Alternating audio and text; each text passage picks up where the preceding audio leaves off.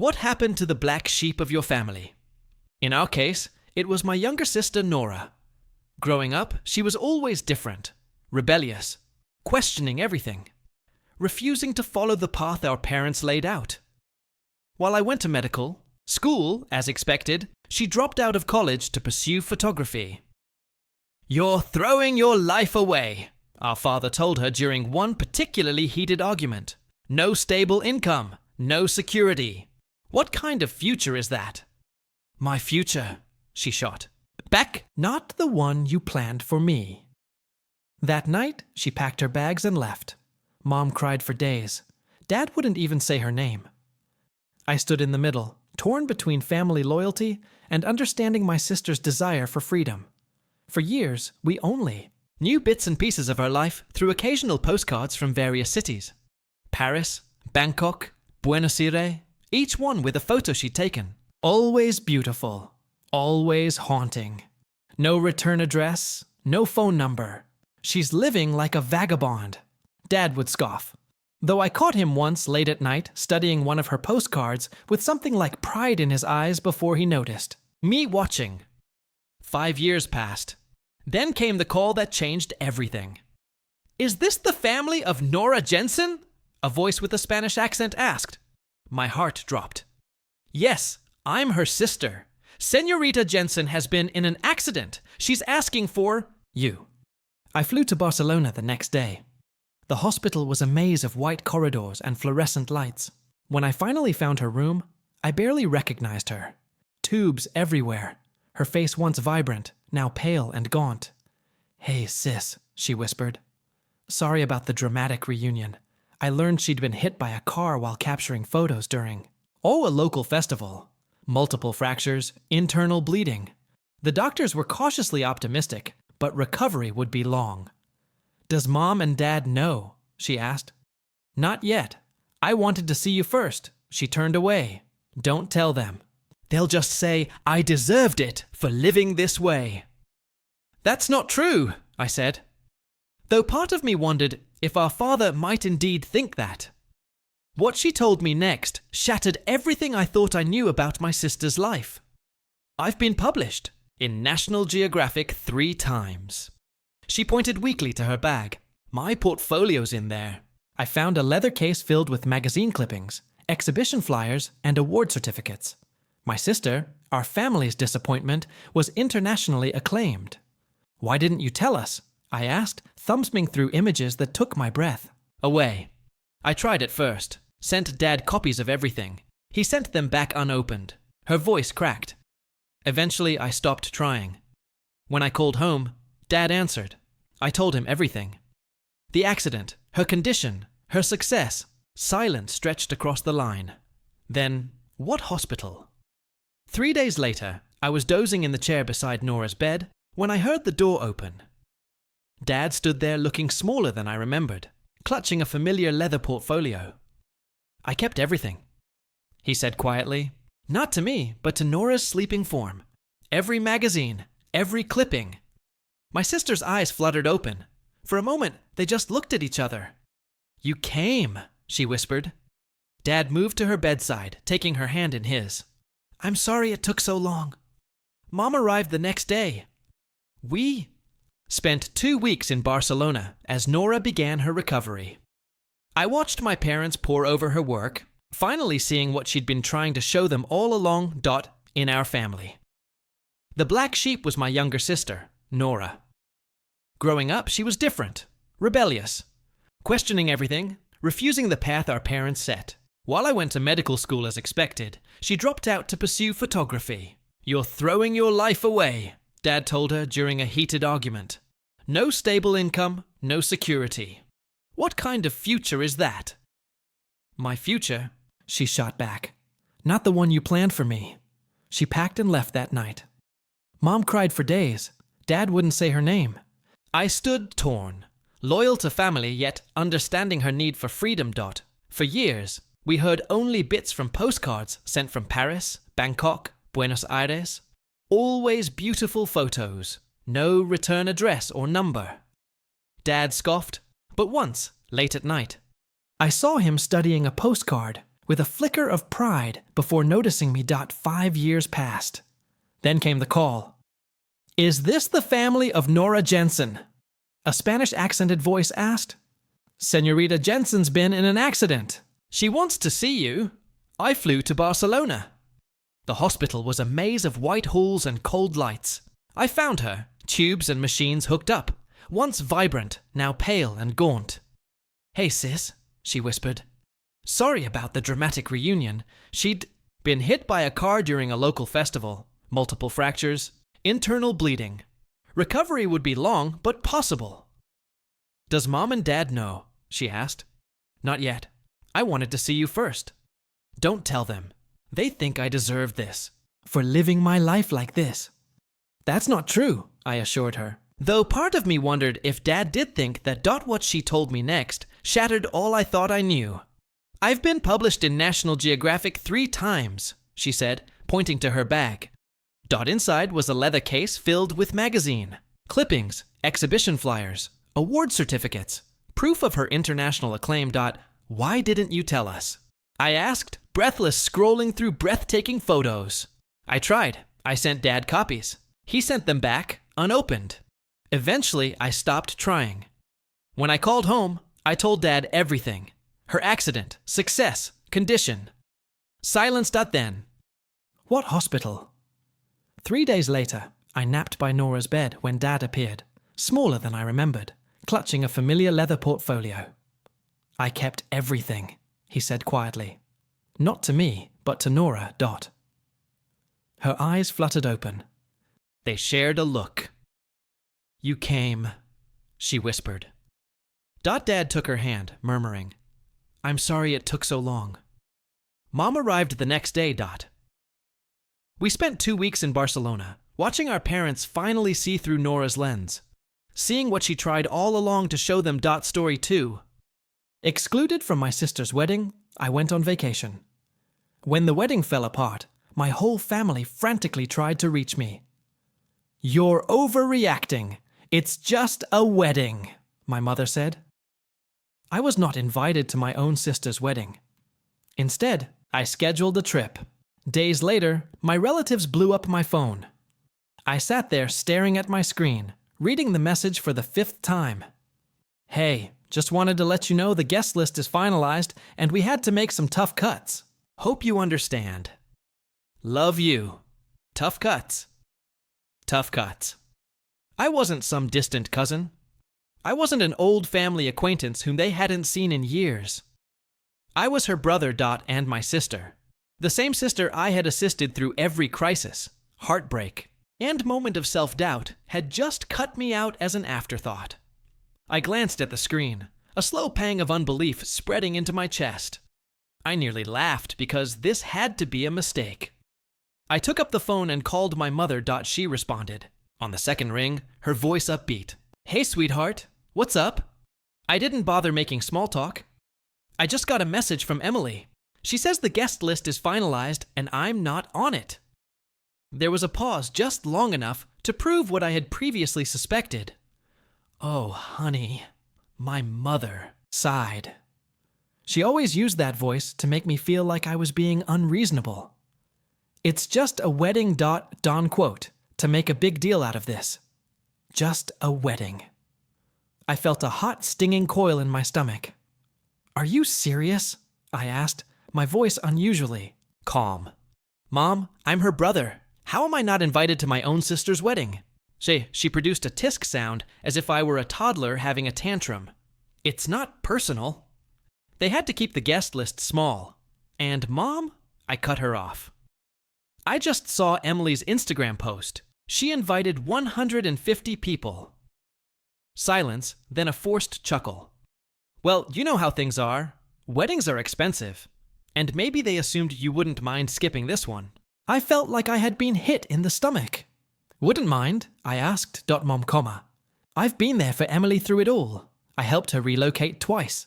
When she lost her job, we covered half of her rent. And I was the one who helped her get over her last, or breakup. But now I'm not good enough to be there on her special day."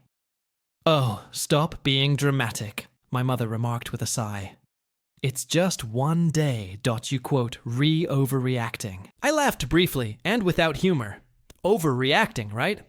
I could already predict how things would go. I would argue. My mother would shrug me off.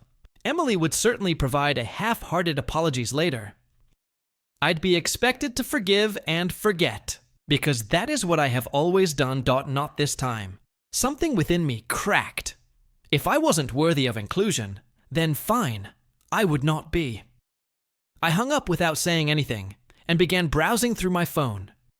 If I wasn't planning to attend Emily's wedding, then I was going to be somewhere much nicer. I was going on a vacation. The more I thought about it, the angrier I became. I wasn't the type of guy who got upset over trivial matters. I had previously let a lot slide. Emily had repeatedly forgotten my birthday. She would only call me when she needed something. Our mother always wanted me to be the understanding one. Emily managed to get away with murder. But this was an entirely new level of disdain.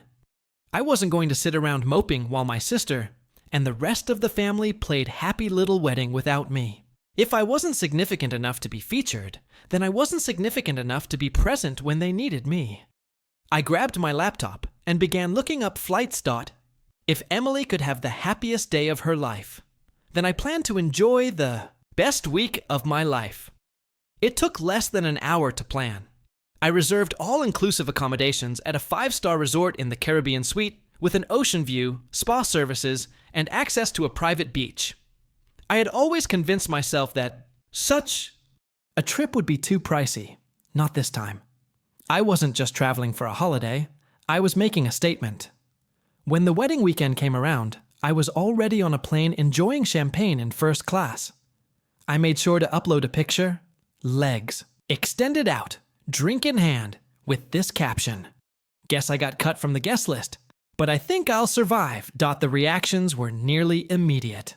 Some of my cousins sent laughing emojis. My aunt, the only rational member in the family, commented, "Good for you. Should have taken me with you." But what's the best reaction? That came from my mother. She sent me 3 texts in a row. Mom asks, "Where are you?" My mom, "Are you seriously missing your sister's wedding over this?" Mother, "You're being petty. I wasn't even close to finishing. I responded with a photo of the beach complete with white sand, crystal blue ocean, and a postcard. Perfect view. Then I shut off the phone. I wasn't about to let them guilt me. Not this time. For the first time in many years, I was not putting my family first. I was putting myself first. And it felt incredible. By the time I arrived in paradise, I had entirely eliminated any lingering remorse. The moment I walked out of the airport, the warm ocean breeze touched me, bearing the aroma of salt and tropical flowers. A private car was waiting to drive me to the resort. A stylish black SUV with chilled towels and bottled water in the back seat. This was far better than a wedding. As we drove down the coast, I reflected on how right I had been to accomplish this. Back home, my family was presumably busy preparing for the big day. My mother was probably making excuses for why I wasn't present. My sister was laughing with her bridesmaids, not giving me a second thought. But I wasn't treated as an afterthought here. I was the priority. My priority. The resort was something out of a fantasy. The lobby has enormous palm trees blooming. Within, a massive open-air architecture that allowed in the ocean wind, and the kind of service where you were greeted with a cocktail before you checked in.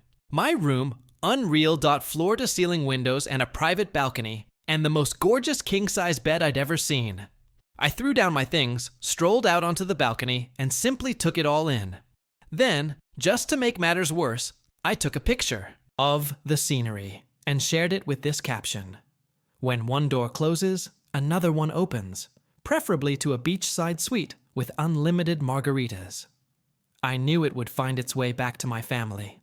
And, honestly, I hoped it did. Because for once, they could understand what it was like to be left out. And I was only getting started. The first full day of my trip was simply fantastic. I began the morning with room service, which included fluffy pancakes, fresh fruit, and coffee that was so wonderful it ruined every cup I'd ever tasted. Then I spent the entire day doing precisely what I wanted. No responsibilities. There's no family turmoil. Just me, the ocean, and a Timmit focused only on my own enjoyment. By the afternoon, I was lounging on a sunbed by the infinity pool, martini in hand, watching the waves roll in. Every so often, I'd check at my phone, not to check in with my family, but look at the growing amount of responses to my vacation blogs. The comments were gold. Cousin Jake, bro, where are you even? Aunt Lisa, okay, now you're just showing off. An old college acquaintance says, dude, invite me next time. Finally, I received a notification that made me smirk. Emily saw your article. Oh, now she was paying attention. I could just imagine her reaction. Sitting in the bridal room, sipping inexpensive champagne, scrolling through Instagram, only to see me having my best life while she is anxious about her wedding. Good. I leaned back, took another sip of my beverage, and thought, enjoy your special day, sis. I hope it's all you wanted. However, when the sun began to set, something unusual occurred. My phone started to explode. Initially, I ignored it. I figured it was just more people reacting to my photos. But then I noticed these names. Mom, Emily, Cousin Jake, even Uncle Rob. Call after call, texts are coming in nonstop. I raised an eyebrow and eventually opened my phone. The first text I saw was from my mother. Mother, call me, it's an emergency. Is there an emergency? Attending the wedding? I sighed, debating whether I really cared. Jake then sent another message. Jake's reaction. Dude, you are not going to believe what just happened. Oh, now I was curious.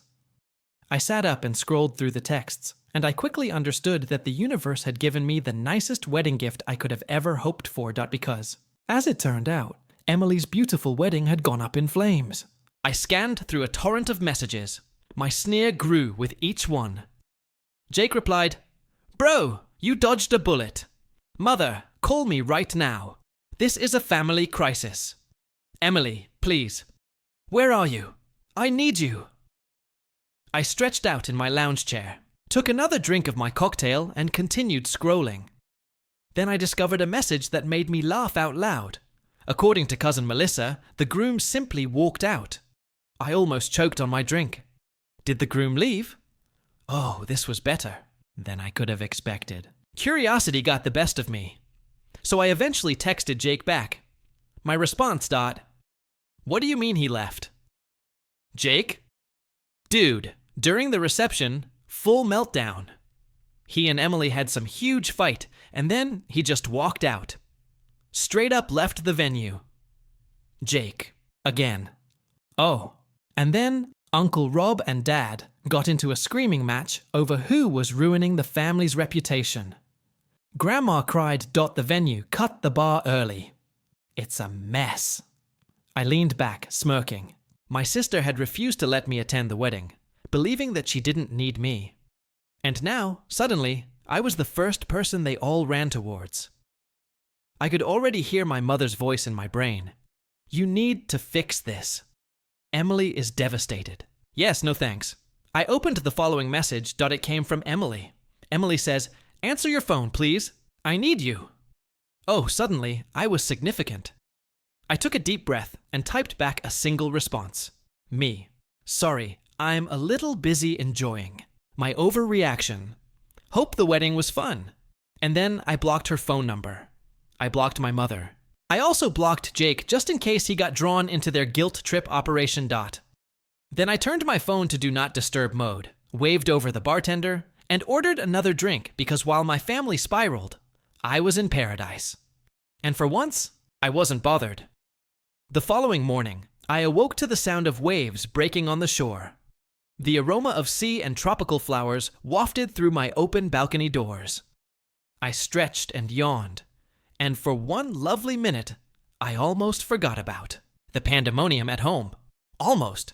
Then I looked at my phone. Even though I blocked the majority of my family, I still had more than 20 missed calls from random numbers.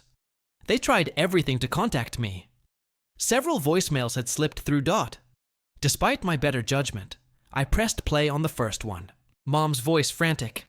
I don't know what you think you're doing, but this is not the time for one of your tantrums. Your sister is devastated, and we need you here.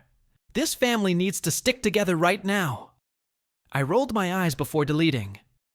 Next voicemail. Emily is crying. I don't understand why you're doing this. You're my brother. I need you. Please just call me back. Click. Deleted. The following one had me laughing. Jake whispered, as if he were hiding in a closet. Dude, Mom and Aunt Lisa are planning to show up at your apartment when you get back. Just a heads up. Also, Grandma keeps saying the wedding was cursed because you weren't there. It's hilarious. Was that a voicemail? I've saved. I tossed my phone on the bed and stepped out onto the balcony. The sun had just begun to rise, creating a golden glow over the ocean. I took a deep breath, allowing the warmth of it to sink in. Back at home, my family was scrambling to perform damage control. Meanwhile, I was here sipping espresso while wearing a bathrobe, enjoying the best decision I'd ever made. And the best part, they were now feeling what I had felt when they cut me out. Unwanted, forgotten, left out. It was rather poetic, actually. But I wasn't finished yet. I grabbed my phone. I took a photo of my breakfast, which included fluffy pancakes, fresh fruit, and a mimosa that was so brilliant it might blind someone, and posted it with this caption: starting my day stress-free. Hope everyone back home is doing okay. Then, just for fun, I went through my blocked messages, grinned at all of the missed calls, and ordered another mimosa. I didn't intend to call them back. Allow them to clean up their own mess. I was on vacation. By midday, I was relaxing under a secluded cabana, sipping a tropical drink with an umbrella, when my phone vibrated again. This time, the message came from cousin Melissa. Melissa, okay, I know you're mad, and honestly, you deserve to be. But you have to hear what happened after the wedding. Call me. You're going to love this. I raised an eyebrow. Melissa has always been the only cousin with a brain. If she mentioned that I needed to hear anything, it was probably worth the time. So despite my better judgment, I called her. She answered the first ring. Oh my God, you're finally answering, she said, unable to contain her joy. Okay, are you sitting down? I gazed about in my shaded cabana, the vast ocean in front of me, and the chilled beverage in my palm. Yeah, I think I'm in a good place for whatever this is. Melissa let out a breathless laugh. Okay. After the groom left, Emily had a complete meltdown. And I don't mean a few tears. I mean yelling, wailing, and throwing objects at the wedding party. I smirked. Sounds about right. Melissa continued, her voice brimming with enthusiasm. Everyone was attempting to calm her down. Mom overheard Aunt Lisa suggest that the disaster could have been avoided. If you'd been there, I blinked. Wait, what? Melissa giggled. Yes. She was saying that you've always been the one to mend problems when Emily spirals. That if you were present, you would have talked sense into the groom, or handled everything like you normally do. I burst into laughter. So let me get this straight. The same family that barred me from the wedding is now blaming me for not being present to preserve it. Oh, it gets better, Melissa remarked. Mom told Lisa she was acting ridiculous. And then they started fighting loudly. Then Grandma became involved, saying Emily brought this on herself because she offended the cosmos by not inviting her brother. I almost choked on my drink. Melissa was cackling now. Grandma lectured Emily in front of everyone, stating, "If you had treated your family better, you wouldn't be alone in your wedding dress right now." I leaned back, smirking. Wow, that's beautiful. Oh, and then Melissa said, "Your mother attempted to contact the groom's family to resolve the situation. His mother just smiled and said, 'This is your issue now.'" I had to set down my drink before I spilled it from laughing so hard. "So," I said, collecting my breath, "where does that leave Emily?" Melissa sighed, still weeping, still blaming everyone except herself. Last I heard, she was trying to save the wedding with some sort of backup plan. But let's be honest, she's not going to recover from this. I shook my head, grinning. You know what the best part is? What? I took a slow sip from my drink. I don't care. Melissa roared with laughter. Honestly, I don't blame you. I just thought you'd appreciate knowing that karma did its job. Oh, I love knowing that, I remarked, smirking. Thanks for the update. Melissa. No problem, she replied. Enjoy your trip, and for the record, you did the right thing. I hung up, more satisfied than I had been in years. They wanted a wedding without me, and now, thanks to their own selfishness, they had a disaster instead. I grabbed up my drink and raised it to the heavens. And I toasted to the best decision I've ever made. Then I turned off my phone and relaxed back in my cabana. Let the beach air sweep away the rest of my shame. For the remainder of the day, I didn't look at my phone. Instead, I scheduled a sunset cruise. Allow the warm breeze to wash over me. And had a 5-star meal by the seaside. My family was still picking up the pieces from Emily's wedding tragedy. I was enjoying the greatest steak I'd ever had. At some point, a notion occurred to me. Perhaps I should feel sorry for her. Then I remembered how she left me out without hesitation. Yes. No. I took a sip from my wine. I took one last shot of the view and shared it with one caption. 0 regrets. Finally, with a contented smile. I turned off my phone again. Let them stew. I was done being their backup plan. The following morning, I awoke feeling lighter than I have in years. There is no guilt. There will be no tension. There were no last-minute family emergencies that became my job to solve. Just myself and the sound of waves and an entire day of nothing but rest.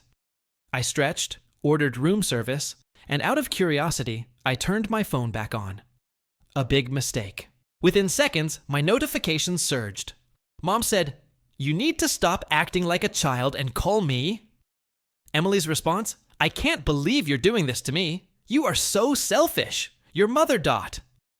This isn't funny. Emily is heartbroken. Do you even care? Unknown number. Possibly my aunt. We need to fix this family before it's too late."